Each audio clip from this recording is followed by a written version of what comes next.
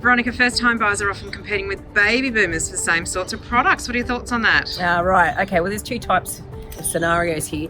The first is where the baby boomer is actually buying an investment property and they can outgun first home buyers. And the reason they can outgun first home buyers is because they might only owe the bank a small amount of money and they actually own a lot of the value of their property, which they can then access, okay? So they're leveraging against the equity they've built over a long time. Yeah, and they don't have to save a deposit like a first home buyer does. So, you know, in that scenario, yes, those baby boomers, you know, they can outgun you.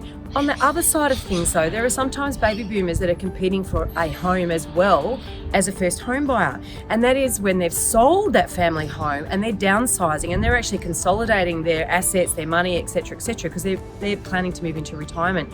What they don't have is that runway that you have as a first home buyer. As a first home buyer, you have years ahead of you where you can really work on your career, hopefully get some promotions, earn more money, etc. When they have sold their family home and when they go to retire, that is it in terms of their money, right? So it's a finite resource for them. So from first home buyers' perspective, if you're if you're competing against that type of baby boomer, you might have a secret weapon. So don't be spooked by them.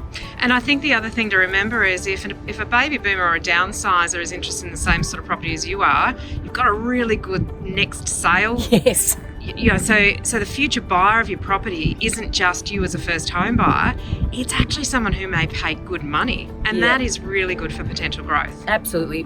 Always we look at buying property that has potential attractiveness to lots of different types of buyers down the track, and that's a great example of that. Well, great advice. Thanks, Veronica.